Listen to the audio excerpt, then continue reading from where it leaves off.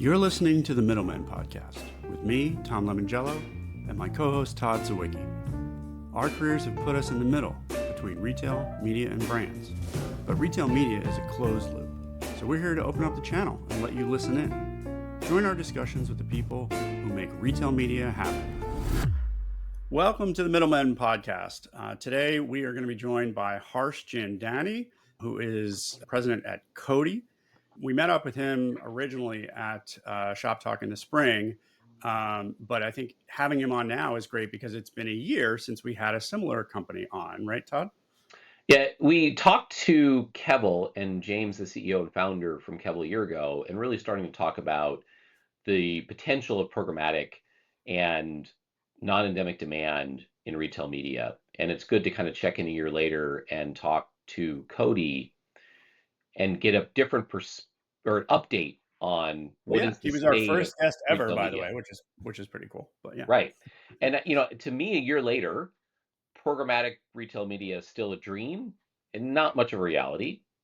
And there's still a lot of work to be done to connect the pipes, the demand pipes, the supply pipes. I think it's good to know that the supply side, the Kevels and Kodis of the world, are absolutely pushing on this. And but there's still a lot of work to be done. Standardization around formats, I think, has to happen. Standardization around attribution, like we've heard from others, like Marcus from MediaSmith saying, look, the lack of standardization here is still a problem. It still makes the buy side a challenge. And I think the good thing is that, we're starting to see the buy side more and more interested in cross retail, which programmatic should be a great solution for buying. And so I think it is still coming.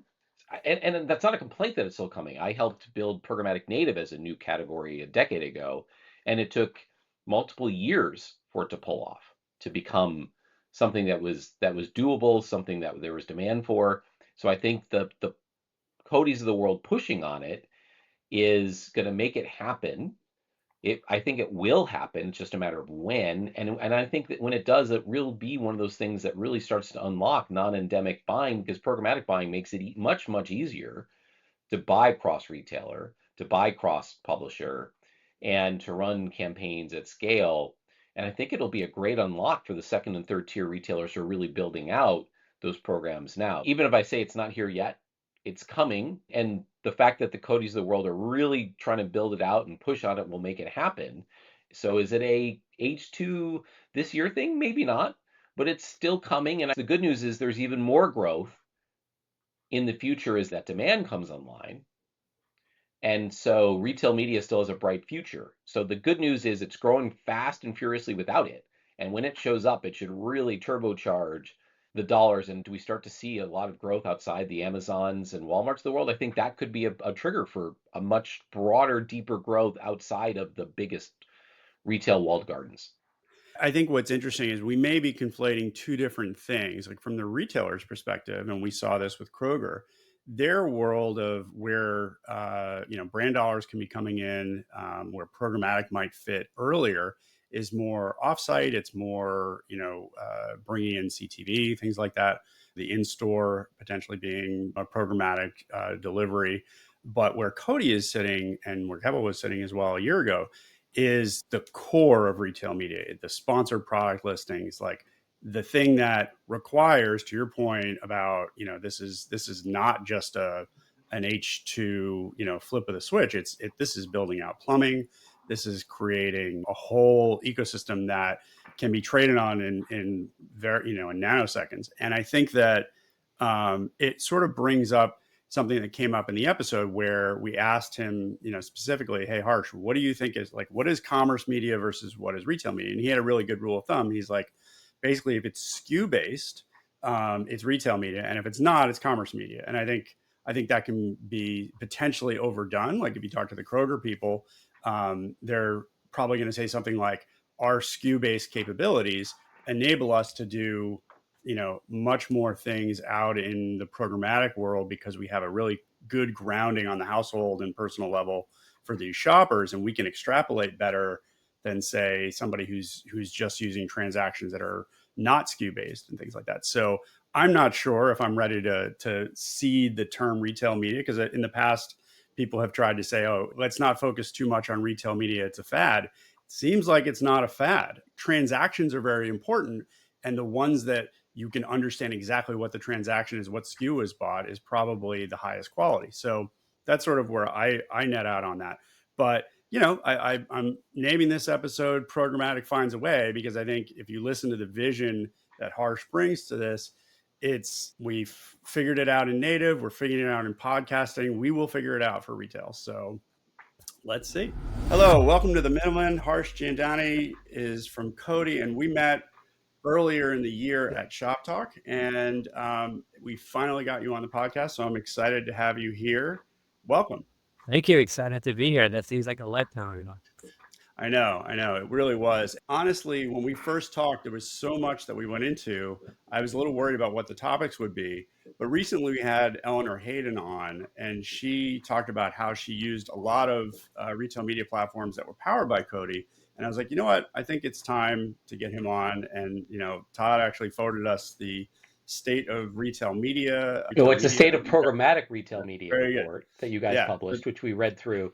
And and I think to dive into that, and one of the interesting threads that Tom and I and some of the another fellow we work with, a guy named Scott Messer, who's well known in this space, we're talking about is how much of retail media is going to grow. And there's eMarketer came out with their report yesterday, and today reading yours, and Scott's kind of comment was, gosh, I don't know if I believe the growth retail media because are the agencies willing to give up that much control of budgets? And Tom and I's point was, no, agencies are probably the piling on in a bigger, faster way, especially with, I think, the rise of programmatic retail media. And I think that's a good place to start, which is how much of a shift have you seen yourselves in terms of the rise of agencies' involvement in buying retail media? Are we seeing the DSPs plug into platforms like Koddi? Is that finally happened? What's unlocking it? Like, what's pushing this trend for agencies finally to start appearing in the world of retail media? Yeah, I believe you have to go back to what's been holding agencies back, really. And I personally think it's the fragmentation in the industry. They're used to having like a number of set platforms that they activate through for all their other clients. And when it comes to retail media, it's just tough because there are like 50 different platforms that they may have to log into with various levels of scale. And then they can't feed back into all those intelligence systems they built in-house with sophisticated modeling, provide sophisticated analytics back to their clients. So it becomes like a really one-off awful. The fragmentation has come up. Like we've looked at, Neon, which has come out of Horizon Media, and is an attempt to do that. We're hearing rumblings of others going to enter the space. Maybe the DSPs themselves show up in terms of Trade Desk and others.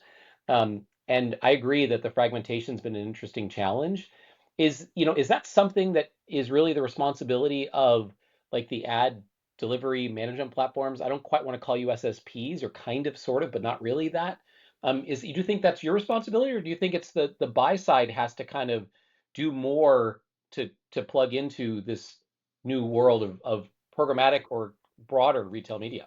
So, I mean, I like lean back on my own programmatic experience. I was at AppNexus/Xandr for 8.5 years. Yep. In the world of traditional programmatic advertising, we don't ask publishers to build their walled gardens themselves.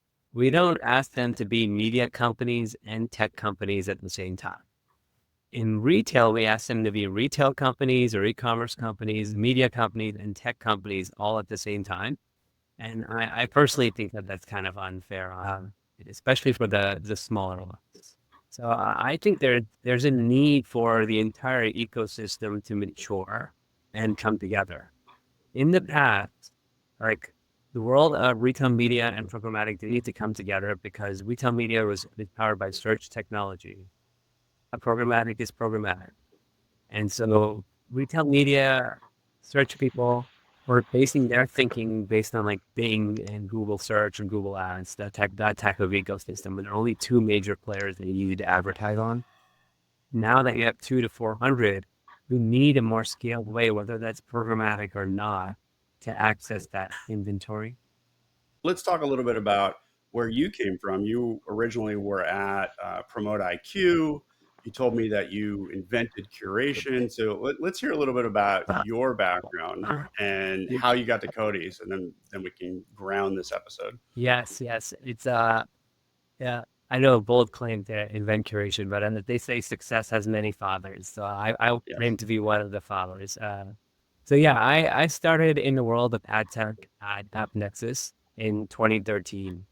My initial goal was to be there on like 1 or 2 years, learn the world of ad tech, and start my own company.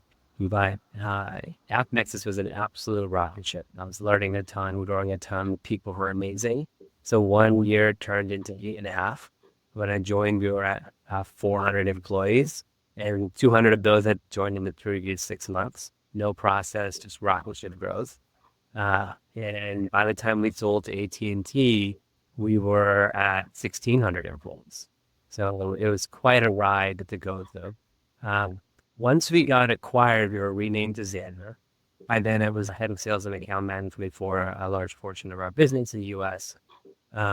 And I saw a product sitting on the shelves, and I said, hey, this is actually a game changer if we bring it to the industry in this way and productize it in this specific way. So I worked with leadership to build a consensus around it, worked with product to productize it in a certain way. We figured out how to name it. And then we brought it to market.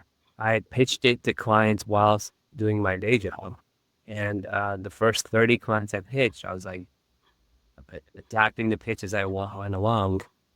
29 said yes, and we had a business. The appetite was tremendous. And I think in 1 year, to get from 0 to 30 million in ARR for the company, 100 million in spend. And was this all still part of Xandr? Yes, this is also part of Xandr. One of our early clients was actually Kroger. My career is kind of followed Kroger around in an interesting way. But yeah, that was my first taste working directly with the retail media platform. I'd worked with an off-site retail media platform years earlier that was way ahead of its time. I'll give them a shout out. 12 Days of Media. They were the first guys out there doing off-site, and they got wild immediately. But anyway, fast forward years later, it resurfaced in the form of working with Kroger on Xandr Curate. And so Xandr Curate, and then how did you get to Promote IQ, which is also part of Microsoft? Yeah, so off the success of Xandr Curate, I received a couple different job offers. The first one was from a curation company itself for a chief product officer role. I accepted the offer, and it was all set to join. In the last minute, Microsoft swooped in and made an offer to be PRO of Promote IQ. They needed to bring in someone who had expertise in offsite programmatic to launch that part of the business. That world of Promote IQ, they were a big player, and then sort of that has sort of fallen off as Microsoft moved away from this part of the market. What brought you to Koddi, and tell us a little bit about what Koddi did that's different, I guess, than what Promote IQ was doing. Yeah, I mean, that was a real adventure and ride, short but sweet ride with Promote IQ. We did really well in about the year and a half I was there. But Koddi reached out. They said, hey, we're interested in getting into the world of retail media. And I said, hey, I think you guys are too late. All the important clients have been signed. I think the winners have been decided. It's a winner takes most market. And the leadership said, well, what would need to be true for us to win now? Come in here late and win in this space. Well, here's a list of 10 things that need to be true, 10 big things. And he said, okay, we'll do them. And I said, I don't know if I believe you. These are 10 really big things. And then the CEO said, this is over like a 6-month period. We weren't sharing that much information because we were working at competing companies. The CEO finally said, well, what would it take for you to believe? And I said, well, if you had already had signed a large retailer, I would believe. And he said, okay, name one. And I said, well, what about Walgreens or Best Buy? And he said, no, grocery. And I said, oh, grocery, interesting. Okay. And he said, Kroger. And he said, yep. And so that was really the start of like we believing and buying into this vision that Koddi could be a major player in this space, and how I have joined. And what's different about Koddi's platform? Because I think you talked to me a little bit about how some of the capabilities on like product feed side, like entity resolution. You worked in the travel space. So like what was different about the old school retail media and what you're now sitting on top of at Koddi? So Koddi comes from the travel media space. They started out powering like travel media networks like Booking.com, and then they did Cars.com.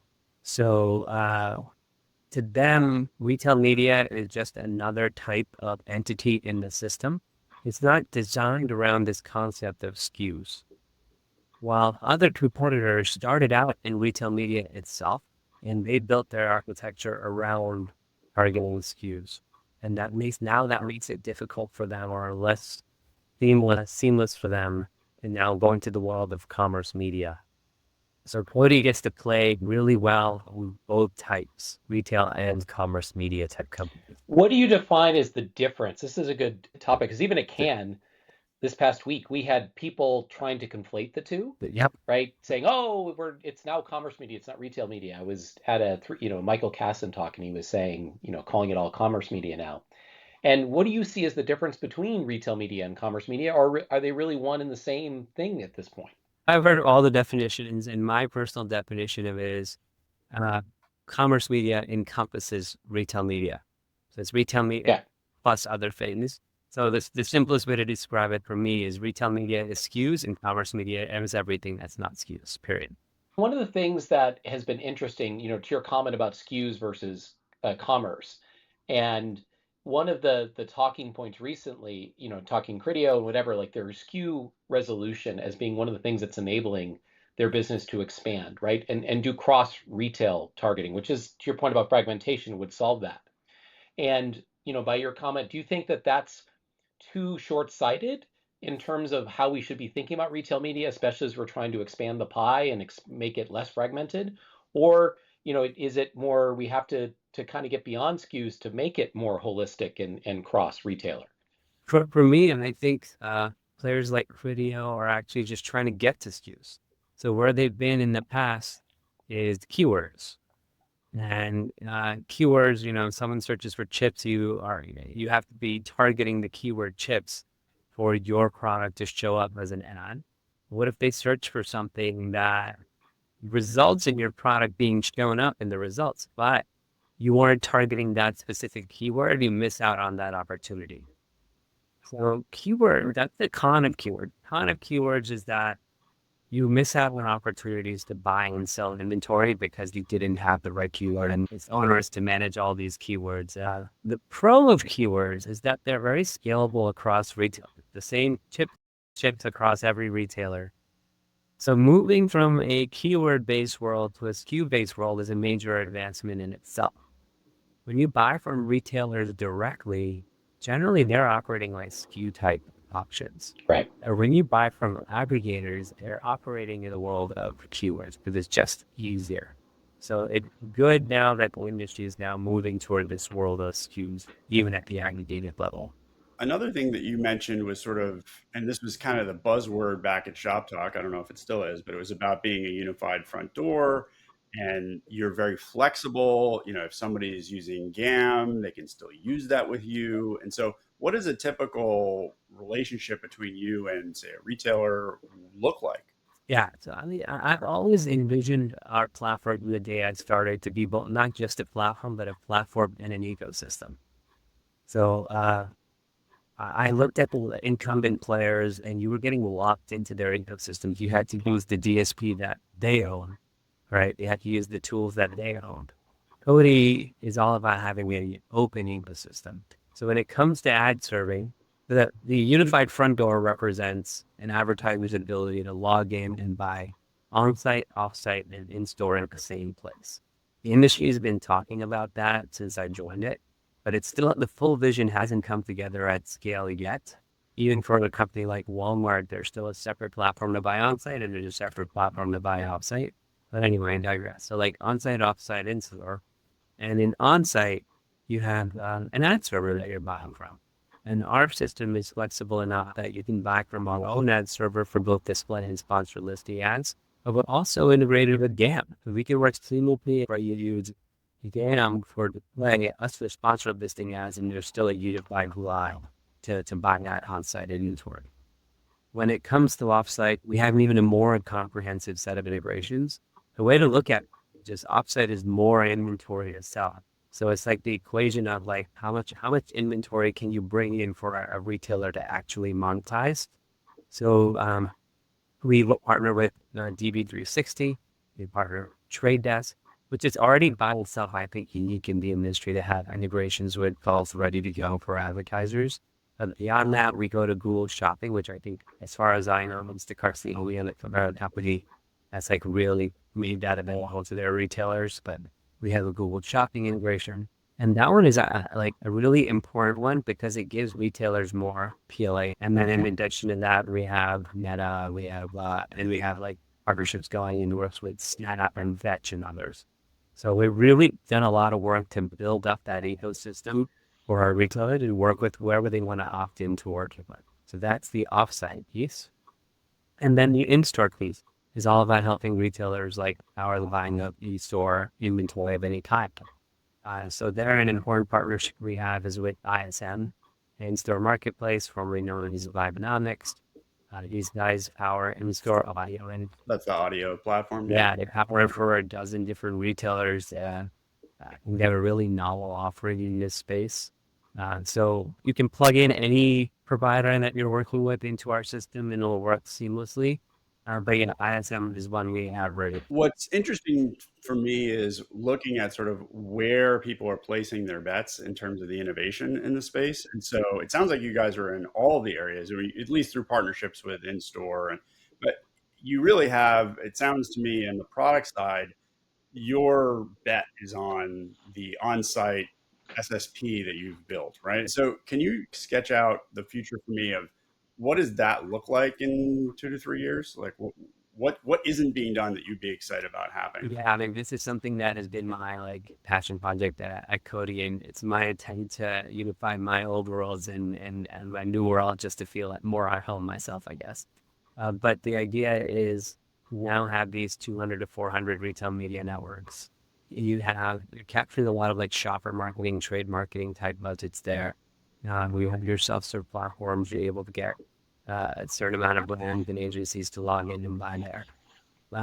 Then you're tapping into platforms like Sky and PackView for aggregated demand as well.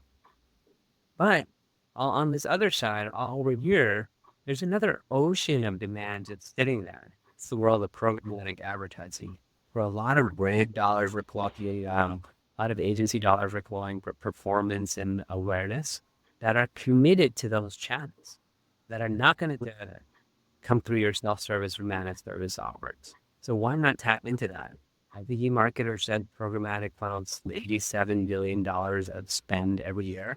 Why not tap into that? I've seen it happen kind of over and over again. So programmatic started out with the usual banner ID banner ads, right? And then native advertising came along. And everyone was like, oh, you can't do native advertising programmatically. It's sold on a clicks basis. The image adapts to the page and its look and feel. And programmatic figured it out. We came up with like a native spec where you could pass assets instead of banner images, and they would be rendered by the publisher according to certain CSS guidelines. Then audio inventory came out, and I was there when the first audio exchange was launched. People were saying, "Oh, you can't do audio programmatically. It's like time shifted. People listen to it on the train without a wireless signal. Like, how are you going to do that?" And same thing, we figured out how to like preload ads into the audio player and record the conversion later on. I'll record the measurement impression later on. And then video came along and like, oh, you can't do video like that. It requires a player. We have to know what percentage of the video a user watched. And he said, okay, we'll use this thing called VAS tags. And then CTV came along and like, oh, you can't do CTV. Now you don't have the cookies. You don't have it. And you're like, no, we'll figure that out as well. So now 75% of all inventory of CTV inventory is sold via programmatic.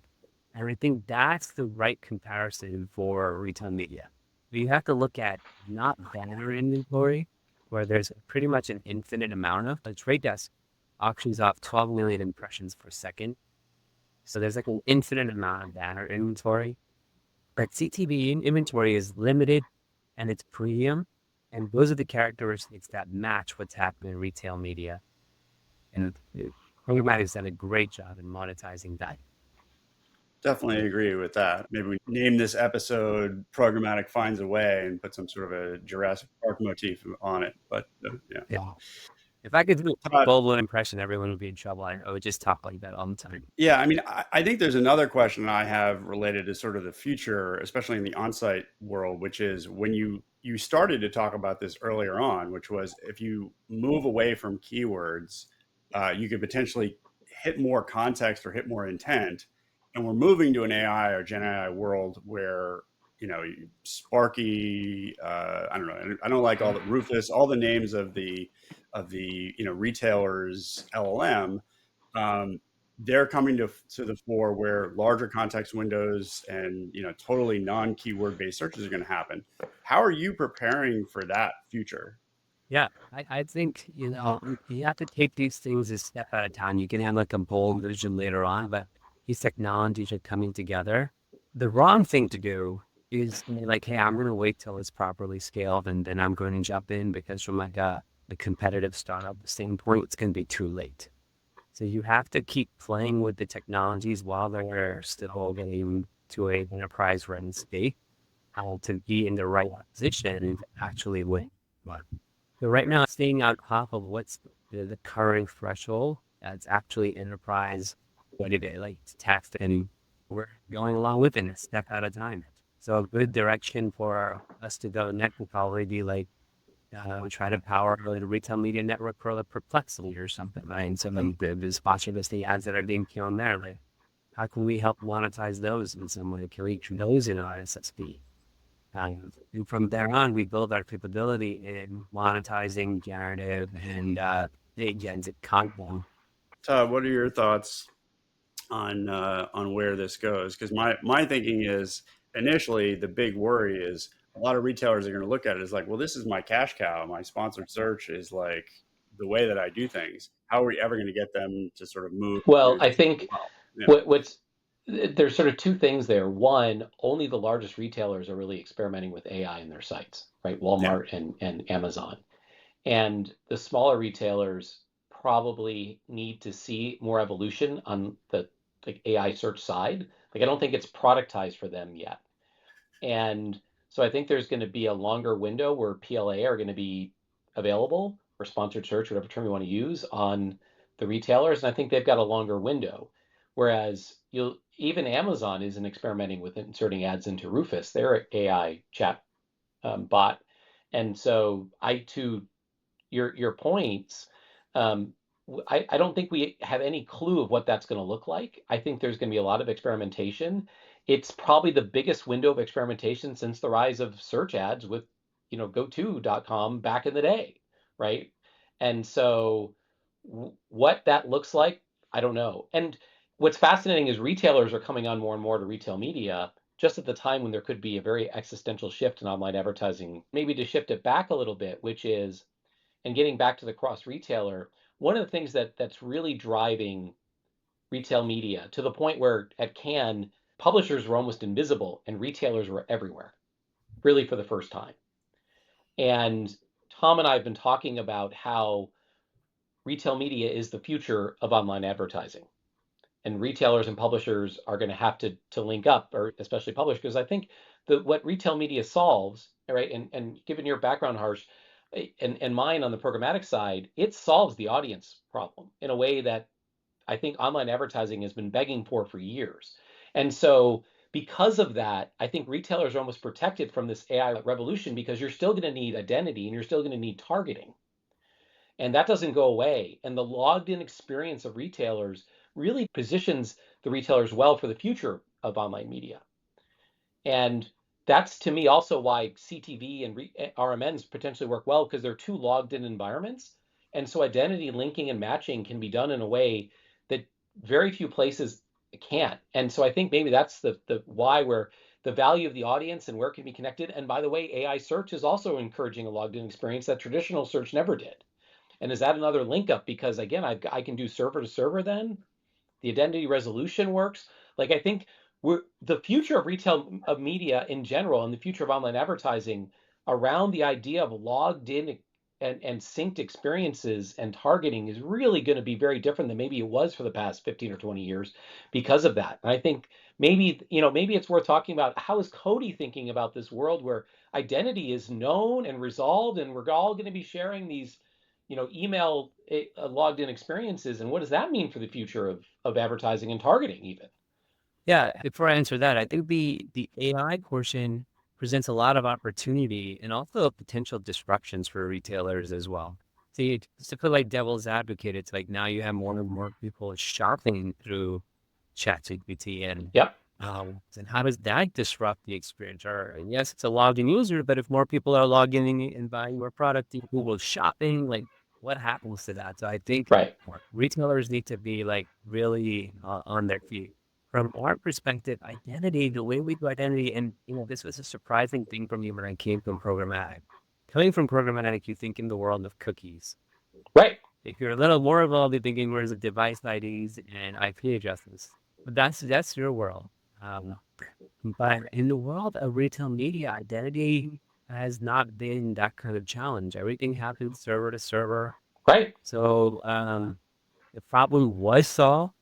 It is still solved. I mean, will still be solved. I don't think identity is like the big issue for, especially on-site for retailers.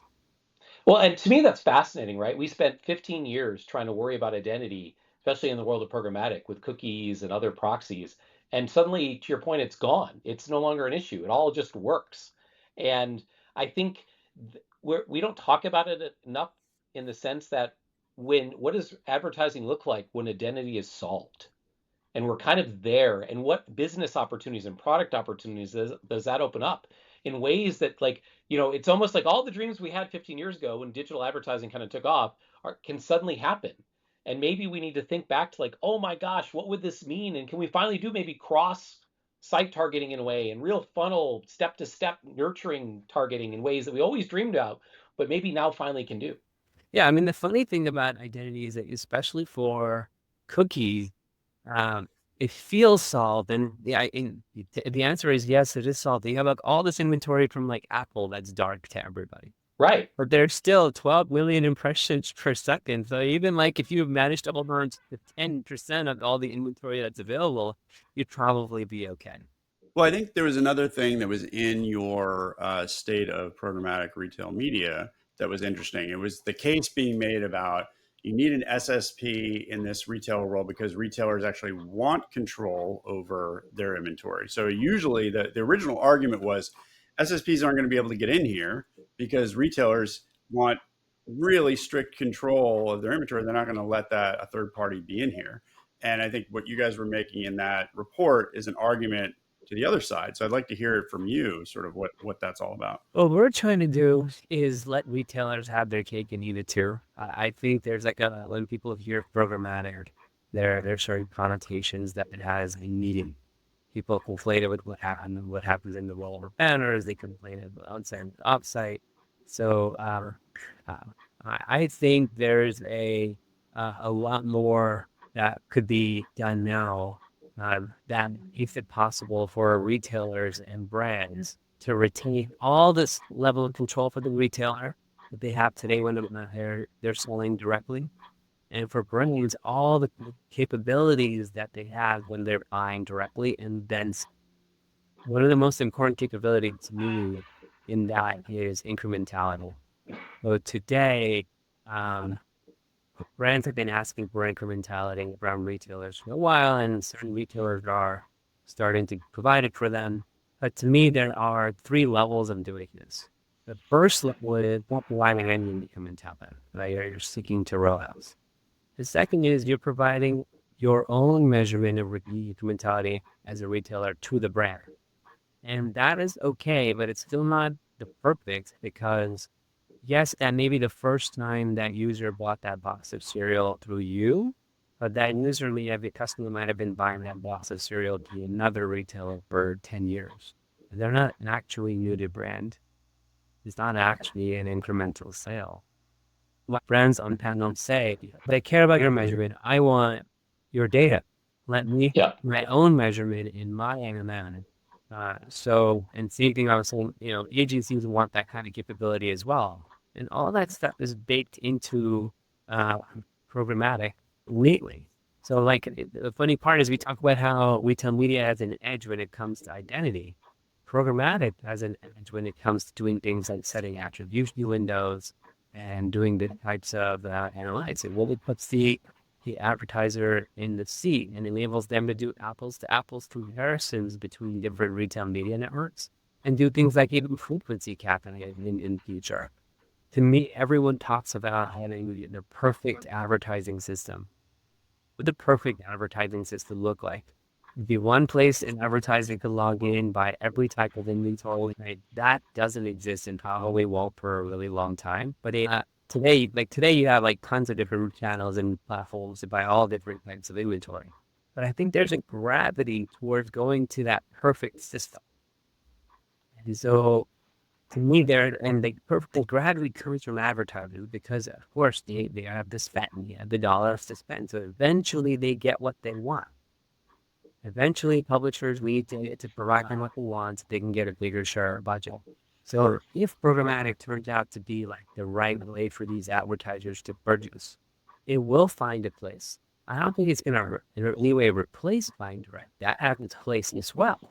But there is a place, I believe, over time for programmatic to play a role. Are there other shows that we're going to be able to find you at for the rest of the year? Now that we've done Cannes and now that there's been Possible and Shop Talk, and like, have we overdone it, or are people still going to leave their homes? No, there's never enough ad tech. You have to show up to all the events. I think our company's going to something like 47 events this year. Personally, I think I'm doing like 7 or something like that. But yeah. All right. Well, I guess we'll have to see you at Grocery Shop. Yep. All right. Well, thank you very much for joining us. All right. Thank you for having me. It's really a pleasure.